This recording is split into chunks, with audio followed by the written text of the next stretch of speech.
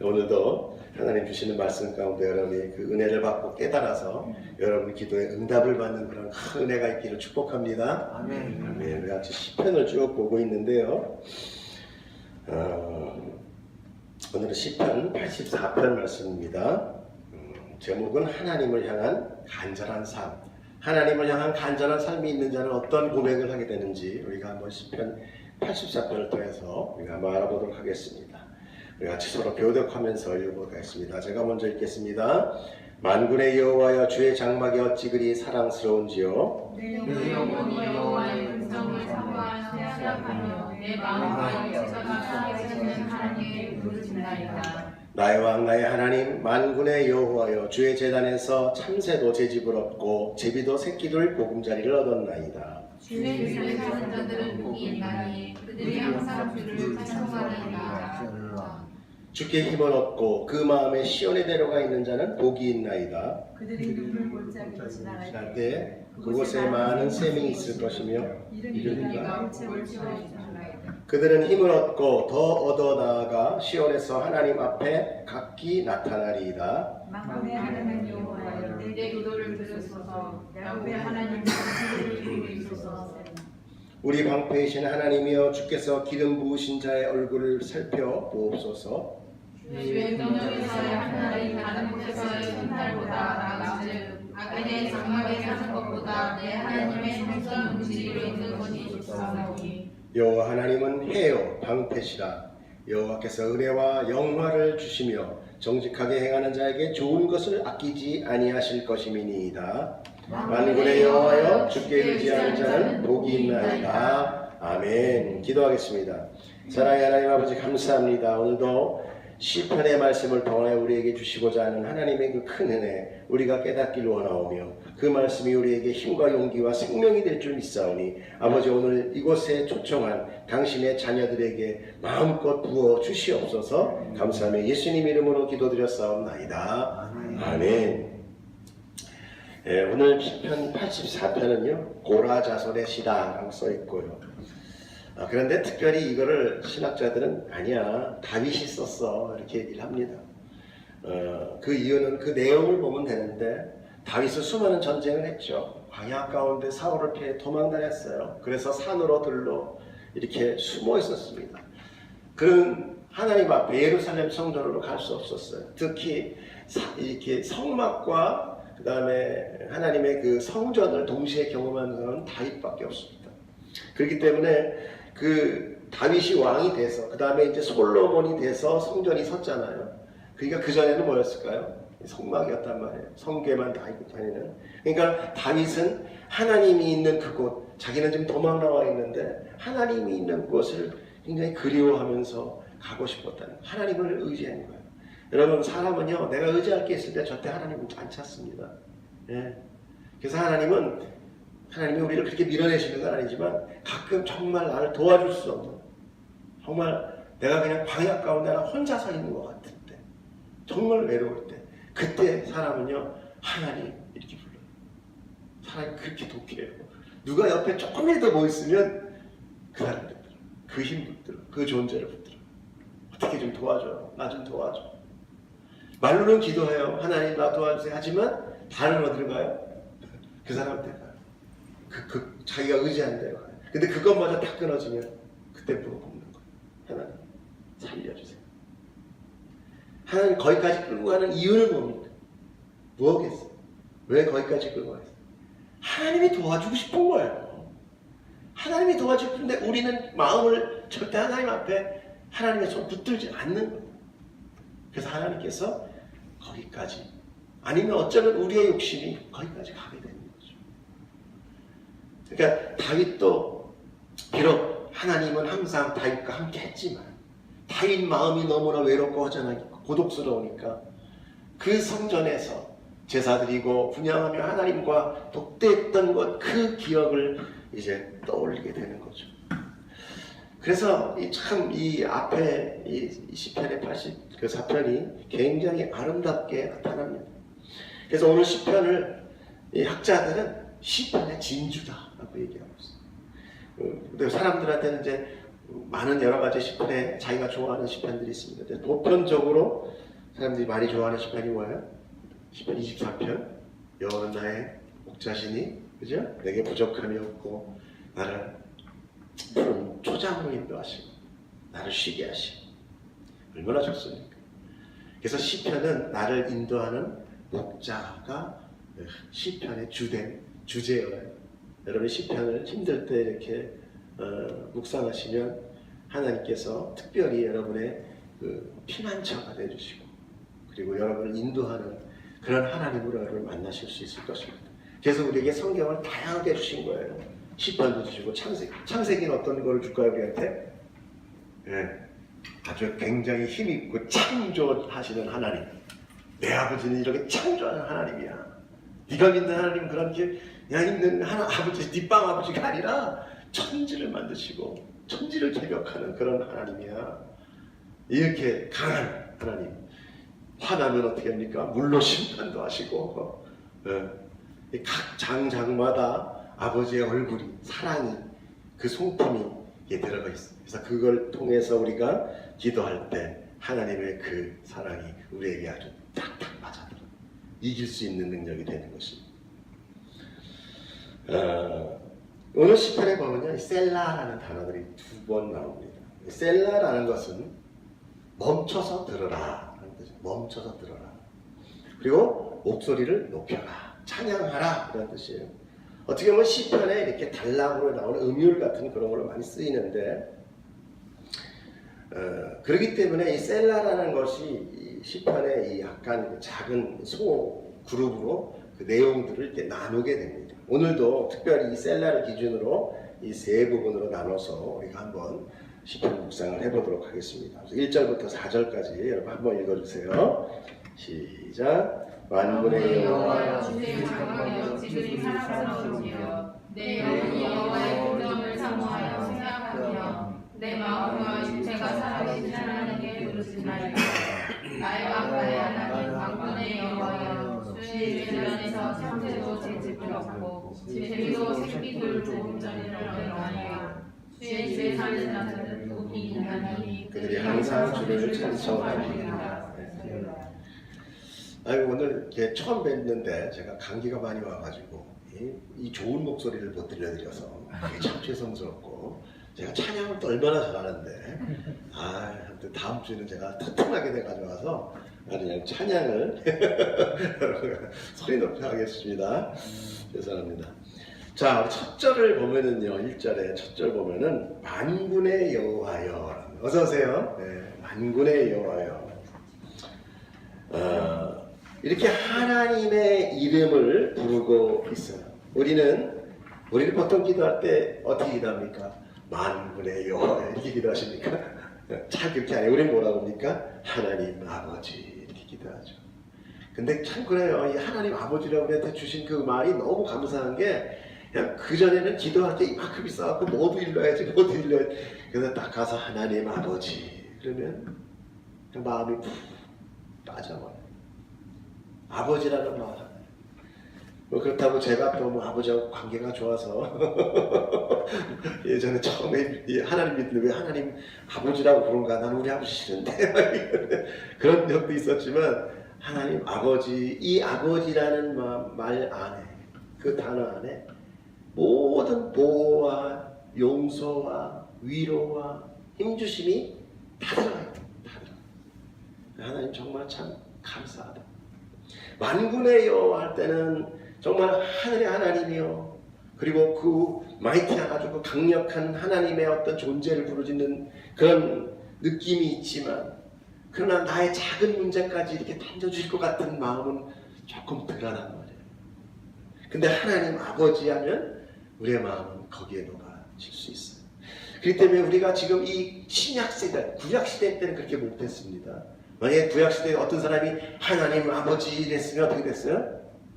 바로예요. 바로 신성모독. 그래서 돌아가신 분이 하나 있죠. 누구예요? 예수님.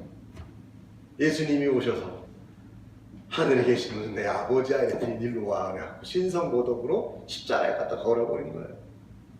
그렇게 무서운 거예요. 하나님과는 범접할 수 없는 신과 인간의 어떤 그런 관계였단 말이에요. 그런데 예수님이 그 벽을 다 허물어버리고 이제 우리는 어떻게 했습니까? 자녀 삼으시는 통로로. 여러분 이게 얼마나 큰 은혜인지를 여러분이 정말 성경을 통해서 깨달아야 돼요. 신앙은 하나님 뭐 들어주세요.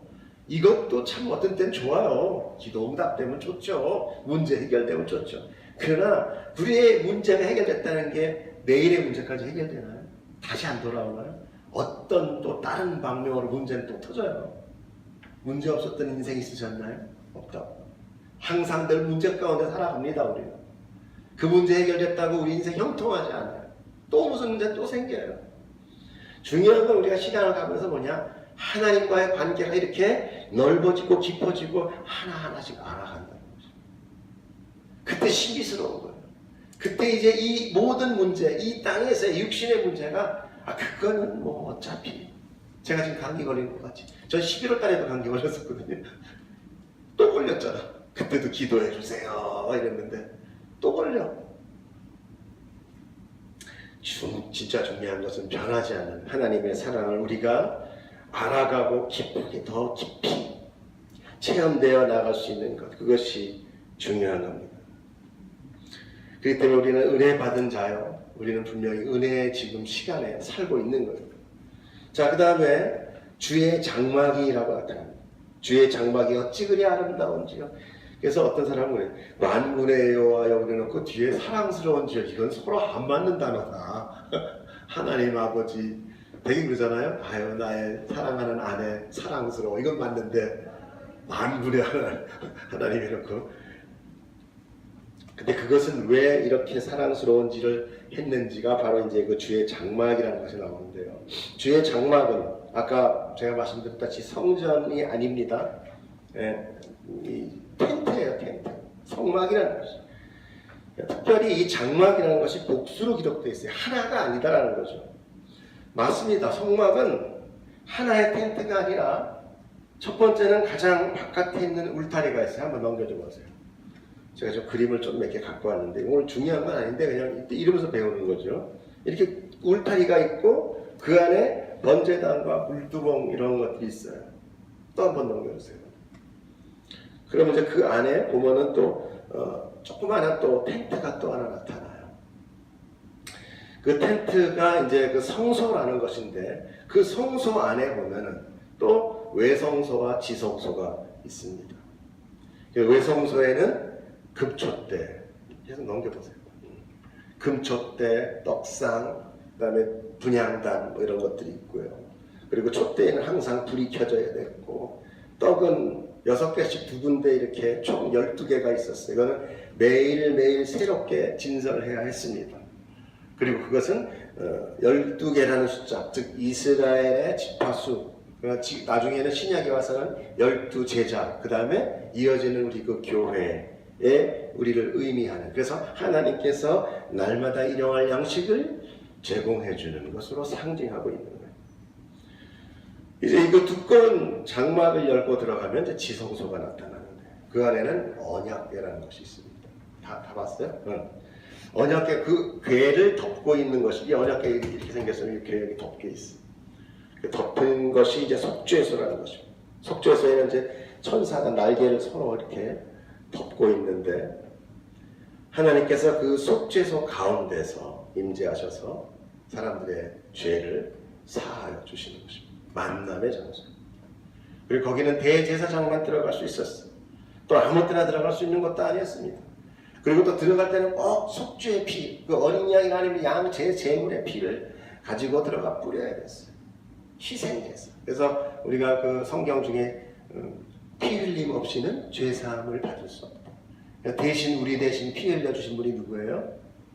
예수 그리스도. 이 성경은 그래서 구약부터 시작해서 이 계시록까지가 한 이야기를 하고 있는 거죠.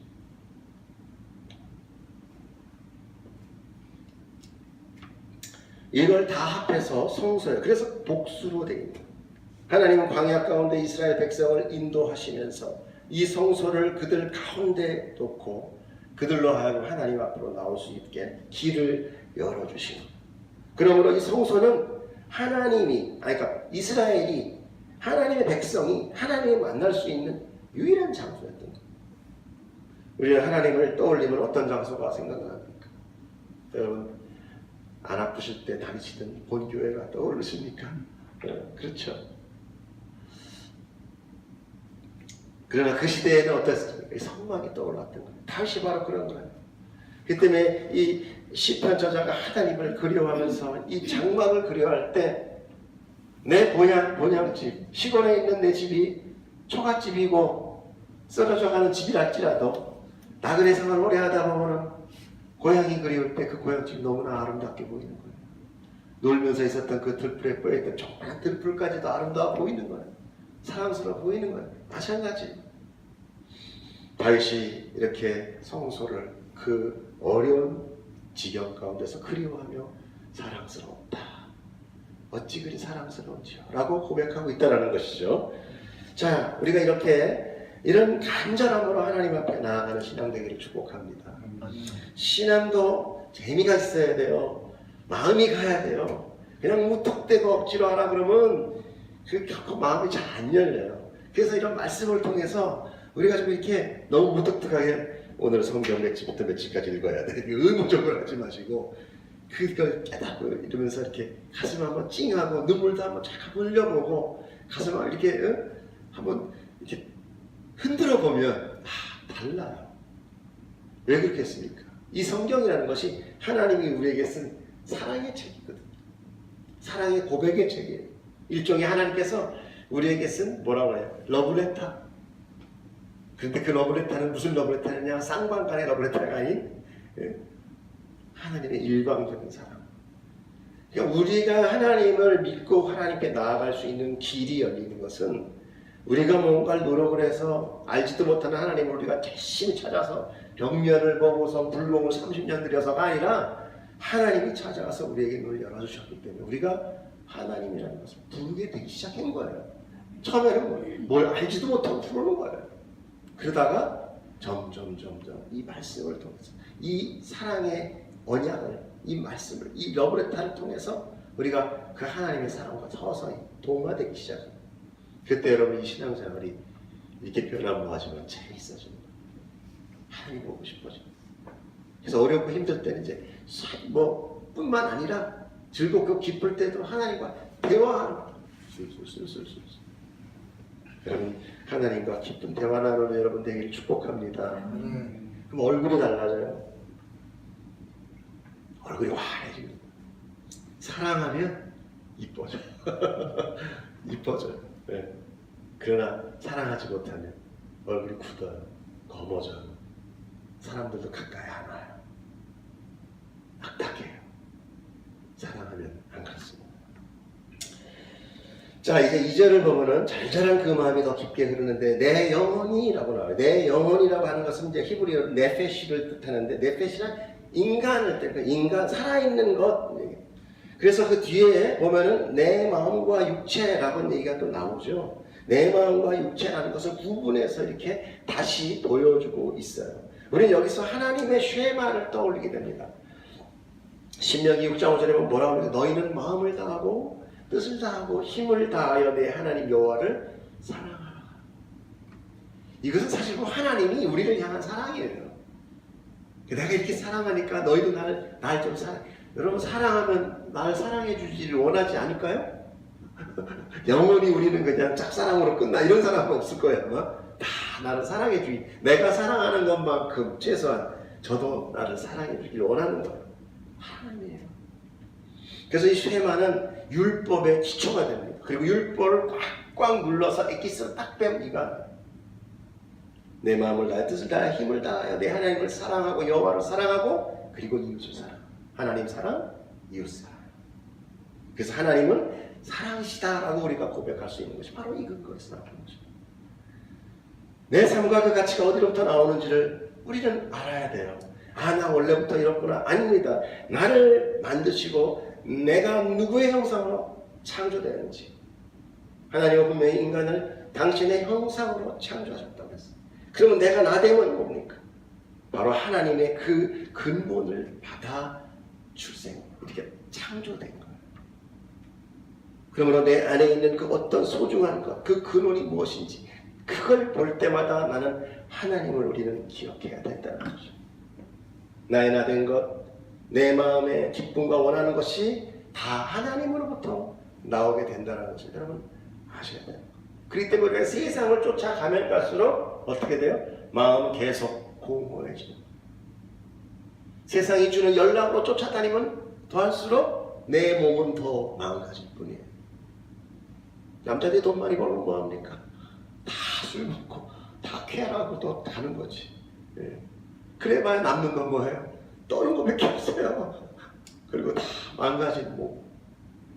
그러면 우리가 하나님으로부터 받은 것이 아니라 세상으로부터 받은 그것이 바로 사망이 내어놓는 그 뭐랄까요? 향기라고 얘기하죠. 독소들이에요. 독소. 여러분은 하나님의 향기가 넘치는 자 되기를 축복합니다. 그러므로 인하여 내가 비록 지금 이곳에서 또 어떤 삶 과정 가운데서 초라하고 낮을지라도 그분의 강력한 손 안에 내가 있다면 나는 어떻게 되느냐? 그냥 낮아있는 내가 그냥 버려진 아니면 고통받는 내가 아닌 하나님의 수준으로 올라가게 됩니다. 여러분 이 세상은 어떻습니까? 돈 많은 자, 높은 권세를 가지고 있는 자, 또 막 몸이 건강하면 저 사람은 잘 사는 사람이야 라고 얘기해요. 정말 잘 살아요? 그 잘 산다라는 기준이 뭡니까? 아니에요. 그 속마음은 몰라요. 정말 그거 행복해합니까? 그렇지 않습니다. 그 건강한 사람들이 왜 자기가 기뻐하지 않습니까? 하나님의 수준으로 산다는 것은 내 그런 어떤 육체적인 것이 아닌 세상적인 것이 아닌 원래 내가 창조된 그 본향의 그 기준으로 내가 다시 회귀돼야만 돼. 우린 지금 하나님으로부터 너무나 멀리 떨어져 와 있어요. 그래서 이미 너무나 오랜 기간 떨어져 있어서 하나님을 인식하지 못해. 그래서 우리는 누굴 붙들어야 됩니까? 우리에서 중보자로 서 계신 예수 그리스도를 붙들어야 되는 것입니다. 우리는 하나님께 직접 나아갈 수 없어요. 오직 예수 그리스도만 붙들고 나아갈 수 있는 것입니다. 자, 이렇게 하나님의 수준으로 되었을 때 거기서 나타나는 고백이 바로 나의 왕이요 나의 하나님이라는 것입니다. 여러분 왕이라는 것은 우리는 잘 몰라요. 사실 그렇죠? 왕 그러면 왕 뭐지? 대통령이지, 그렇지? 통치자지. 여러분 비교가 안 됩니다. 대통령하고 왕하고. 왕은 그냥 요즘 딱 생각하면 누가 제일 가까운 건 김정은이. 요건 폭군인데 지 맘대로 하잖아요. 이게 왕이야. 왕은 지나가다가 야 여기 저기까지 저거 다 내 땅이야. 그럼 그냥 내 땅 줘야 돼. 사람 살면서 다 내쫓아야 돼. 지나간 사람 야 너 오늘부터 내 종해. 그럼 데려가야 돼. 아무 말 못해요. 그게 왕의 권력이에요. 어마어마한 겁니다. 왕은 그냥 이 모든 나라 그냥 다 내 거 이거 끝이에요. 저놈 오늘 죽여 그러면 나 무슨 죄 필요 없어. 그냥 죽으면 돼. 죽어야 돼. 그게 왕의 권력이에요. 그러니까 지금 우리는 하나님 나의 왕이신 나의 하나님 말로는 그러면서 지가 왕이잖아. 그렇잖아요. 근데 왕이라는 개념 우리가 잘 몰라요. 왜? 왕권에서 살아본 적이 없거든. 근데 우리 이 왕이라는 이 개념에 우리가 안다면 이 왕은 정말 무엇입니까? 나의 전부가 하나님 거라는 것을 고백하는 거예요. 그분이 오늘 날 버려도 나는 할렐루야 갈 수 있는 것까지가 왕이에요. 여러분 그때요? 내가 너 오늘 그냥 버린다. 너는 지옥행. 아멘 할렐루야 그러고 갈 수 있는 자가 그 왕의 백성이에요. 그 순종이라고 합니다. 근데 우리는 이 개념이 없어요. 그냥 나 좋게 해주면 예수님 나의 왕이십니다. 그러다가 나 좀 아프고 힘들면 예수 이게 뭐야? 왜 하나님 있다고야? 참 저희가 절간에 기아나오니 진짜 이게 우리의 마음인 거예요. 그러니까 절대 우리는 어떻게 신앙 가운데 사실 발도 집어넣은 적이 없는 편이야 거의. 그러나 오늘 시편 저자와 같이 그가 누구의 수준으로? 하나님의 수준으로 올라간 자. 그 자는 뭐를 고백을 해요? 하나님은 나의 왕이십니다라고 고백합니다. 나는 하나님 거예요. 이제 하나님 나 마음대로 하세요. 괜찮아요. 하나님 죽으라면 죽는 것가 내가 제일 선이고 하나님 내가 버림받는다면 하나님이 가장 좋은 거로 나한테 주는 건 줄 알겠습니다. 내가 그래서 거렁뱅이로 10년 살려도 지금 하나님이 내가 지금 살 수 있는 가장 최선이 그걸 줄 난 믿겠습니다. 이거 왜 하는 거예요? 여러분 이걸 보고 뭐라고 하냐면 신앙이라고 그러는 거예요. 이게 신앙이에요.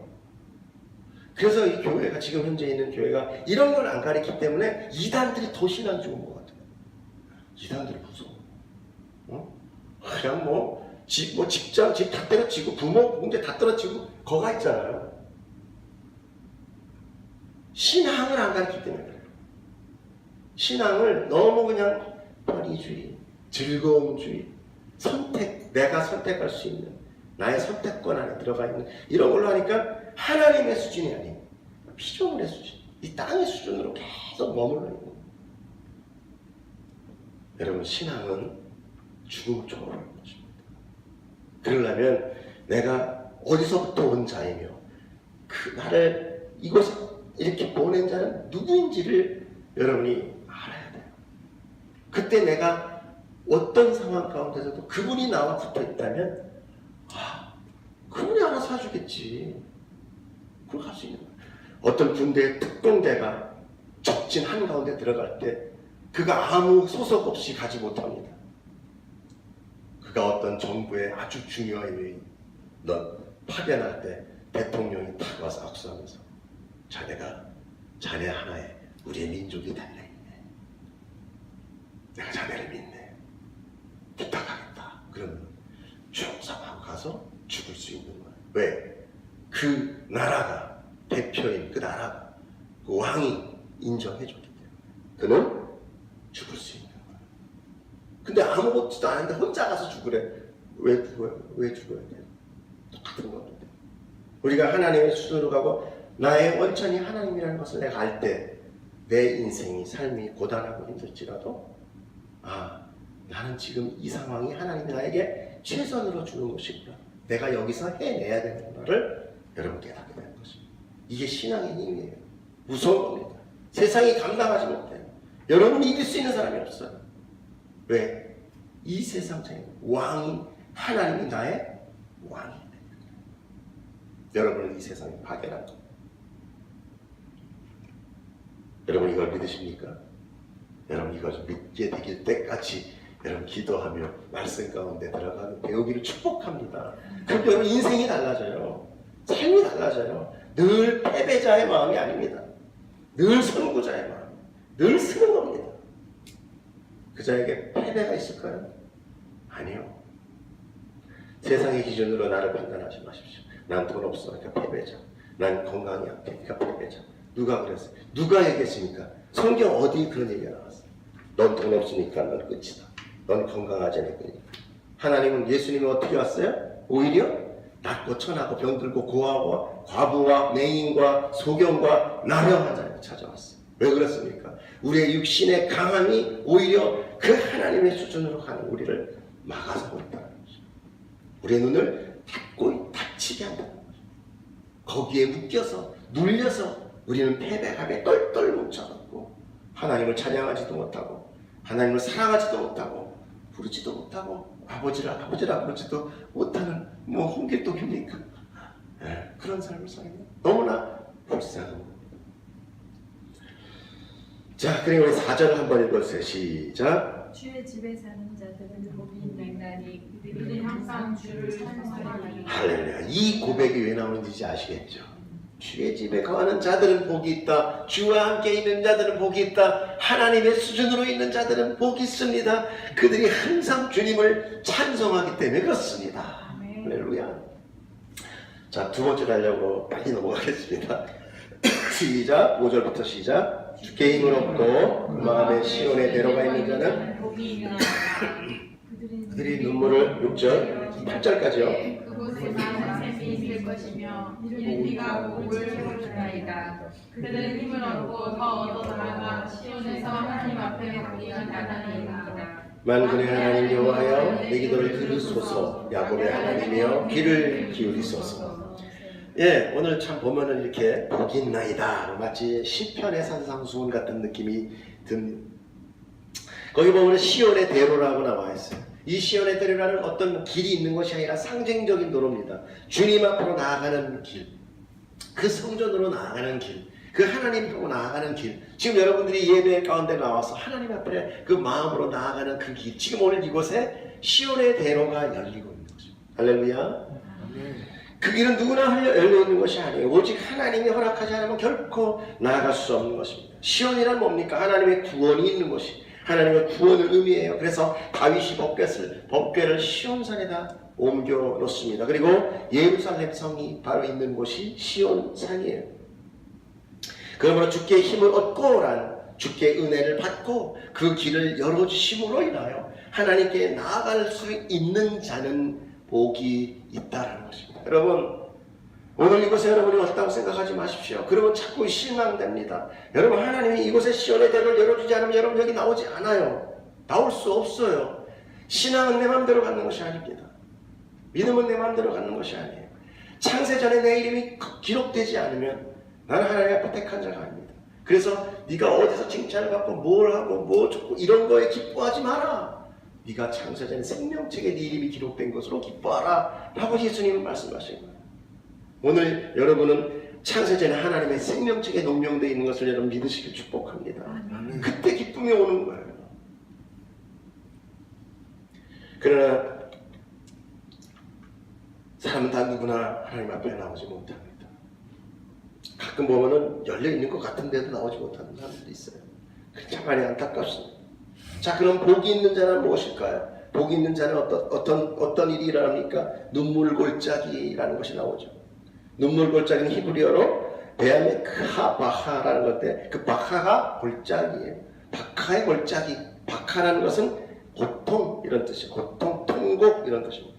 아마 시편 저자의 마음은 하나님으로 인해 기쁨이 넘치지만 그 현실은 어때요? 도망치고 싶고, 그리고 정말 피하고 싶은 정말 힘든 그런 환경 속에 있다는 것이 눈물 골짜기입니다.